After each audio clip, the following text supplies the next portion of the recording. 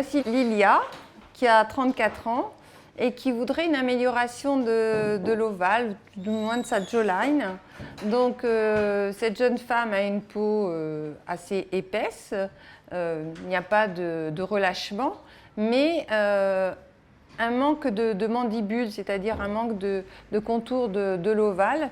Et donc, il faut projeter un petit peu le menton, projeter l'angle mandibulaire pour améliorer cet ovale et améliorer cette petite région sous-mentonnière. Voilà. Donc, on peut le faire avec l'hydroxyapatite de calcium. Qu'on va utiliser non dilué. On va faire une hydrodissection pour le confort de la patiente et aussi au niveau pour passer au contact osseux. Mais ensuite, on va injecter l'hydroxyapatite de calcium non dilué. Je procède à déterminer la ligne qui passe au milieu du menton, la ligne, l'angle mandibulaire qu'on trouve ici, on le palpe ici, la ligne mandibulaire, avec une petite pli d'amertume ici. Alors, je vais procéder à l'anesthésie des points d'entrée. Donc ici, pour le menton. Je vais injecter ici également une zone intermédiaire. L'angle mandibulaire également. Alors, je l'anesthésie, mais c'est aussi pour me le délimiter. Comme ça, je vois vraiment jusqu'où je dois aller avec la canule et où je fais des bolus pour accentuer l'angle mandibulaire.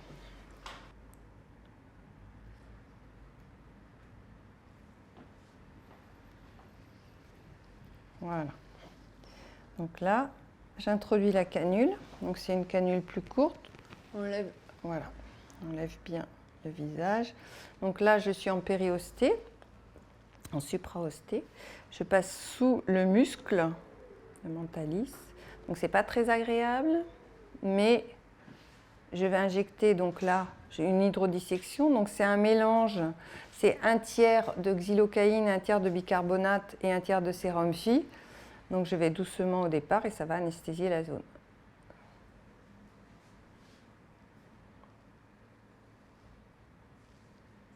J'attends un petit peu.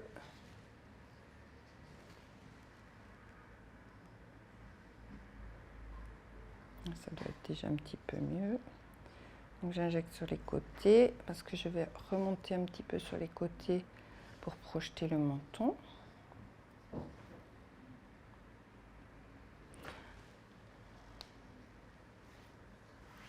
Et donc je fais l'hydrodissection le long de la mandibule parce que passer le long de l'os comme ça, c'est pas très agréable.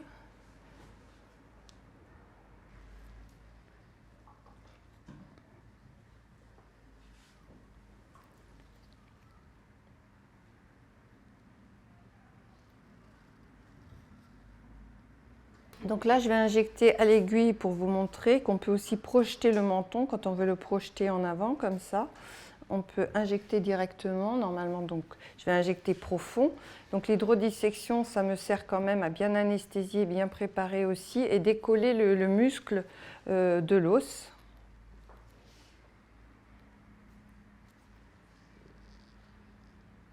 Voilà. Donc là, je suis au contact osseux. J'aspire pour vérifier qu'il n'y a pas de retour vasculaire. Je me retire un petit peu du plan osseux et j'injecte un petit bolus.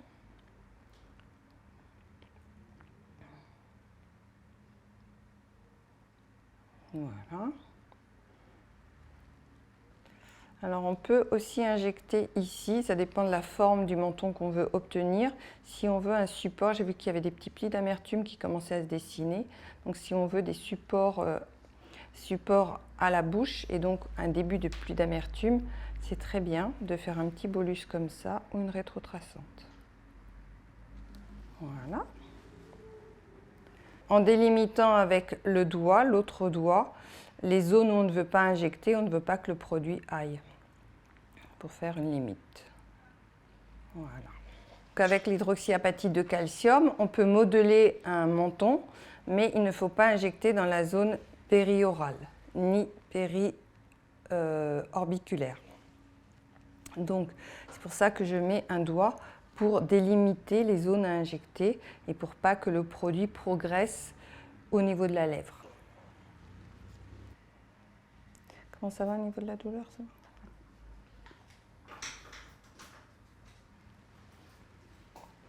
Donc là, j'ai fait un point d'entrée ici, puisque je vais longer la mandibule pour redessiner l'ovale, la jawline.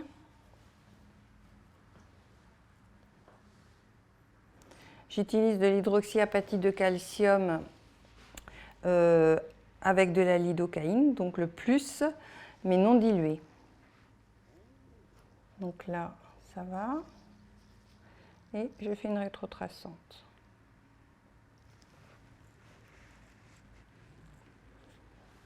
Et là, pour redessiner la région sous-mentonnière, je vais vraiment le plus loin possible. Toujours en délimitant avec mon doigt. Comment ça va?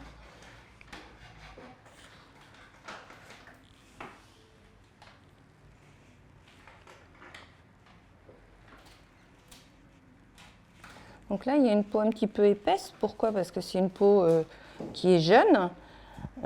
Et donc, je fais des traits un petit peu, des traits d'injection un petit peu rapprochés pour former une matrice, une trame de support de la région sous-mentonnière.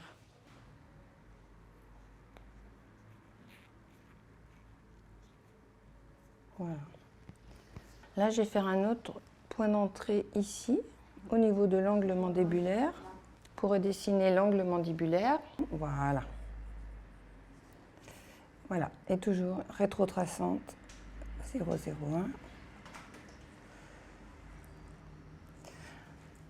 Donc là, on injecte selon aussi l'anatomie du visage. Il faut veiller à ne pas trop élargir le visage, mais avoir un effet tenseur ici. On peut même faire un bolus sur l'angle mandibulaire, donc on le fait soit à l'aiguille, soit si on est avec la canule. On repère bien l'angle, qu'on sent, qu'on palpe.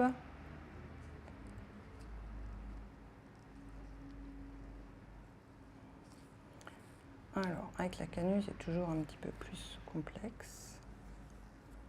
Voilà. Et là, on fait un bolus. On peut faire 0,2. Et on peut aussi faire des rétrotraçantes ici.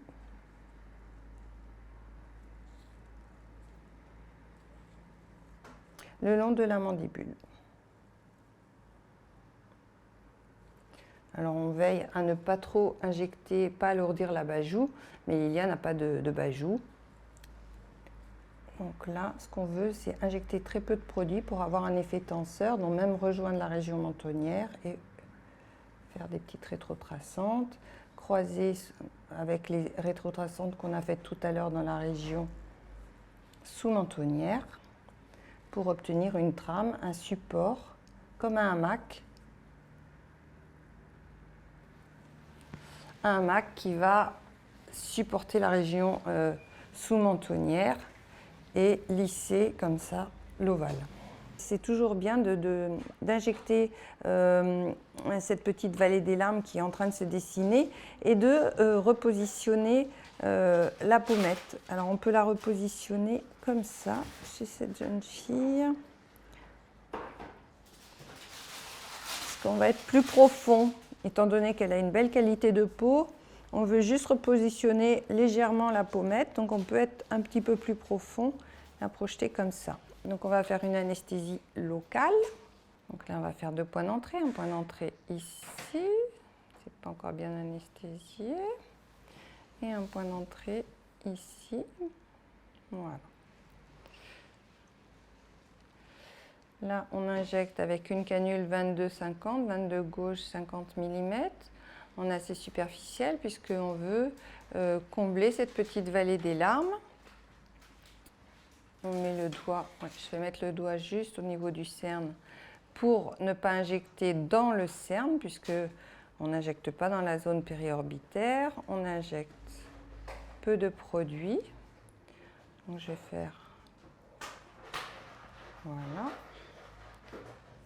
j'injecte, je fais 3 petites rétro-300. Je vérifie mon produit qu'il n'y ait pas de gros bolus. Alors ensuite, je vais partir d'ici, donc de l'arcade zygomatique, et là je vais aller en profond parce qu'il y a une petite poche malaire pour repositionner la pommette, pour faire comme des vecteurs.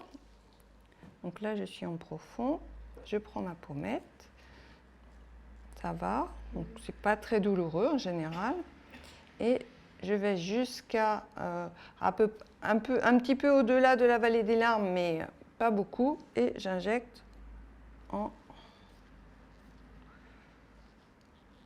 Voilà, j'enlève ces petits cheveux là. Et j'injecte toujours en rétrotraçante. 1, 2, 3. Voilà, pour redessiner la pommette. Donc on voit entre les deux, on peut voir entre les deux pommettes, une pommette qui est un petit peu plus haute par rapport à celle-ci. Toujours, on vérifie le produit. Donc moi j'enlève les marques, les petits dessins que j'ai faits, et j'en profite pour bien vérifier que mon produit, la dépose du produit est bien homogène.